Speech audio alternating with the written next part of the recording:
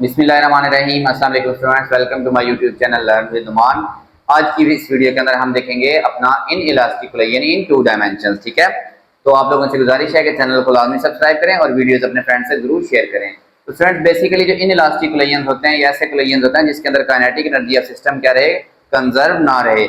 और इस तरह के कोलियंस की जो मिसाल होती है वो ऐसी होती है कि अगर टकराने के बाद दोनों बॉडीज इकट्ठा मूव करना शुरू कर दें तो वहां पे काइनेटिक एनर्जी कंजर्व नहीं रहती। ठीक है, तो बेसिकली स्टूडेंट्स ऐसा है कि हम पहले अपनी कंसिडरेशन लिखते हैं इन चारों टॉपिक्स के अंदर। मैंने elastic, in elastic in one dimension और टू डायमेंशन सारे किए। तो पहले हम लिखते हैं कंसिडरेशन। कंसिडर टू मैसेज, कौन कौन से, M1 and M2 moving with velocities V1 and V2 respectively. ठीक है, तो यहाँ पे एक चीज नोट करें कि M1 जो है ना, ये अलोंग एक्स एक्सिस मूव कर रहा है। M1 is moving along x axis. ठीक है, whereas M2 is making N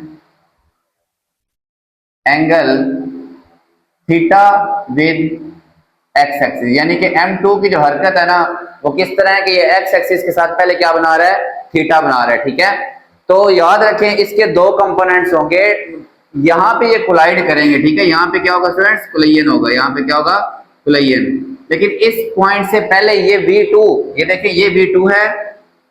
okay, तो ये अगर एंगल थीटा बना रहा है एक्स एक्सिस के साथ, ये वाला, तो ये इसका अगर मैं एक्स एक्सिस इधर ड्रा कर दूं तो ये भी एंगल क्या होगा, थीटा। तो ये जो इसका कंपोनेंट है ये होगा V2 साइन थीटा, और ये वाला इसका कंपोनेंट होगा स्टूडेंट्स V2 कॉस थीटा। ठीक है, हॉरिजॉन्टल कंपोनेंट हमेशा कॉस थीटा होता है, वर्टिकल कंपोनेंट हमेशा क्या होता है, साइन थीटा। बल्कि आप कह लेंगे जो थीटा के सामने वाला होता है ना वो वर्टिकल होता है। ओके, ऐसा ना हो कि थीटा कभी यहाँ बनाओ, आप इसको कॉस थीटा लिख रहे हो, इसको साइन थीटा। अगर थीटा यहाँ पे है तो ये साइन होगा, ये वाला क्या होगा, कॉस होगा। ठीक है, अच्छा, तो इस डायग्राम से आपको क्या समझ आई कि टकराने से पहले भी जो V2 है ना, M2, इसका मोमेंटम दो डायरेक्शन में, एक अलोंग हॉरिजॉन्टल और एक क्या है, अलोंग वर्टिकल है। ठीक है, ये बात आपने लिख दी कि M2 जो है ना वो हरकत कर रहा है, making an angle theta with x axis. After some time they collide, after some time they collide and stick together. ठीक है, और इकट्ठे जुड़ जाते हैं। So their collision is inelastic. इनका कोलिजन कैसा होगा स्टूडेंट्स, इनइलास्टिक होगा। ओके, अच्छा, अब आप नोट करें कि इनइलास्टिक कोलिजन भी हो तो law of conservation of momentum hold करता है। ठीक है, तो यहां पे आप लिखें by law of conservation of momentum, by conservation of momentum. Okay, law of conservation of momentum क्या कहता है, अब हमारे पास दो अलग अलग एक्सिस पे लगेगा। पहले लगेगा अलोंग एक्स एक्सिस। ठीक है, अलोंग एक्स एक्सिस, क्योंकि हमारे पास ये एक वेक्टर क्वांटिटी होती है और ये अब दो अलग अलग डायरेक्शन में लग रहा है। एक्स एक्सिस के अलोंग देखें, M1 का तो सीधा सीधा ना, उसकी वेलोसिटी है ही अलोंग एक्स एक्सिस। M2 का, M2 और उसका हॉरिजॉन्टल के अलोंग कंपोनेंट है ये वाला, इसका कंपोनेंट है V2 cos थीटा। ये क्या है, V2 cos थीटा, जो ये मैंने बनाया M2 V2 cos थीटा। ये इक्वल होगा final momentum along x axis. देखें, अब ये VF है ना स्टूडेंट्स, ये भी मैंने बनाना चाहिए था, ये VF है, लेट्स सपोज। तो इसके भी दो कंपोनेंट है, एक हॉरिजॉन्टल कंपोनेंट है, ये है VF cos थीटा, सॉरी ये एंगल बना रहा है फाई, क्या बना रहा है, फाई। ठीक है, तो यहाँ पे कंसिडरेशन में लिखना चाहिए they stick together and move along, move with the angle phi with the x axis. After some time they collide and stick together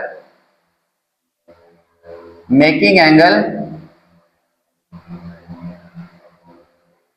phi with x axis. ठीक है, ये क्या करते हैं, एक्स एक्सिस के साथ। फिर आगे वही वाली line, their collision is inelastic but law of conservation of momentum यहाँ पे होल्ड करेगा। ठीक है, अब ये एंगल फाई बना रहे हैं तो इनका ये एंगल फाई है, तो इसका जो हॉरिजॉन्टल कंपोनेंट होगा ये वाला मैंने आपको बताया, ये होगा वी एफ, ये है ना वी एफ कॉस फाई, और ये वाला होगा वी एफ साइन फाई। ठीक है, तो टकराने के बाद दोनों की वेलोसिटी फाइनल क्या होगी, वी एफ कॉस फाई, और मैस तो इकट्ठा हो गया, तो टोटल मोमेंटम को ऐसे लिख सकते हैं क्योंकि मैस इकट्ठा हो गया, m1 m2 V F cos phi. ये उनका टकराने के बाद क्या है, मोमेंटम है अलोंग एक्स एक्सिस। ठीक है, अब अलोंग वाई एक्सिस देखते हैं स्टूडेंट्स, अलोंग वाई एक्सिस। ठीक है, अब देखें m1 का तो पहले कोई y एक्सिस के अलोंग हरकत है ही नहीं, तो इसका तो मोमेंटम क्या है, y एक्सिस के अलोंग 0 है। बट m2 का देखें, m2 और इसकी velocity along y axis v2 sin theta, v2 sin theta, ये इक्वल होना चाहिए। अच्छा, अब दूसरी साइड पे y एक्सिस के अलोंग हरकत है vf sin थीटा, और मैस है m1 प्लस m2, क्योंकि वो दोनों इकट्ठे हो गए, और उनकी y एक्सिस के अलोंग वेलोसिटी क्या है, मोमेंटम होता है ना, mass into velocity, m1 plus m2 vf sin phi. ठीक है, आप m1 प्लस m2 को बड़े वाला m भी लिख सकते हैं। ओके, अच्छा, आप जैसे मैंने बताया कि इन दोनों को बेशक आप बड़ा m लिख लें, कोई इशू नहीं, अदरवाइज आप m1 प्लस m2 भी लिखा रहने दें। तो यहाँ से आप फाइनल वेलोसिटी निकाल सकते हैं cos फाई को इधर डिवाइड करके। तो अगर आपको cos थीटा और cos फाई पता हो तो आप बड़ी आसानी से फाइनल वेलोसिटी निकाल सकते हैं। सिमिलरली यहाँ से sin फाई इधर डिवाइड करें और m1 प्लस m2 को भी इधर डिवाइड कर दें, तो आप इससे भी क्या कर सकते हैं, फाइनल वेलोसिटी निकाल सकते हैं। ठीक है स्टूडेंट्स, अब इसके अंदर काइनेटिक एनर्जी होल्ड नहीं करती, बट अब हम loss in kinetic energy find करेंगे इसी टॉपिक के अंदर। अब स्टूडेंट्स देखें काइनेटिक एनर्जी के साथ क्या सीन होता है। देखें ये मैं रेस कर रहा हूँ काइनेटिक एनर्जी, ओके, यहीं पे ही कर लेते हैं टॉपिक, वो बुक में ऐसे ही बड़ा लिखा हुआ है, बाकी आपने पढ़ लेना उधर से। ठीक है, काइनेटिक एनर्जी देखें, काइनेटिक एनर्जी फाइनल और इनिशियल आपस में इक्वल नहीं होगी, लेकिन आप अलग अलग कैलकुलेट कर सकते हैं। तो काइनेटिक एनर्जी इनिशियल वो क्या होगी स्टूडेंट्स, हमारे पास होगी, देखिए टकराने से पहले कोई भी मैसेज थे ना, उनकी kinetic energy m1 v1 square इसकी। अच्छा, इसमें ना डायरेक्शन तो होती नहीं एनर्जी की, कोई डायरेक्शन, इसीलिए हम ये cos थीटा sin थीटा नहीं लेंगे, हमें इससे कोई गर्ज नहीं है, प्लस 1/2 m2 v2 का स्क्वायर। तो अगर इनिशियल वेलोसिटीज पता हो तो हम काइनेटिक एनर्जी मालूम कर सकते हैं। सिमिलरली अगर हम फाइनल काइनेटिक एनर्जी कैसे मालूम करेंगे स्टूडेंट्स, ये हम मालूम करेंगे टकराने के बाद 1/2 mv स्क्वायर। ठीक है, vf का स्क्वायर, बल्कि टकराने के बाद इन दोनों की कंबाइंड वेलोसिटी vf और combined mass m1 plus m2। यहाँ पे आप लिख दें since m is equal to m1 plus m2, ये बात आप यहाँ पे लिख दें। ठीक है स्टूडेंट्स, तो loss in kinetic energy, loss in kinetic energy वो हम कैसे फाइंड करेंगे, इनिशियल में से फाइनल वाली क्या कर देंगे, माइनस कर देंगे। ठीक है स्टूडेंट्स, तो ऐसे हम क्या कर सकते हैं, काइनेटिक एनर्जी में लॉस को फाइंड कर सकते हैं। अच्छा, अब इसकी एग्जांपल कौन कौन सी है, एक बात याद रखें कि परफेक्टली इलास्टिक कोलिजन कोई भी नहीं होता।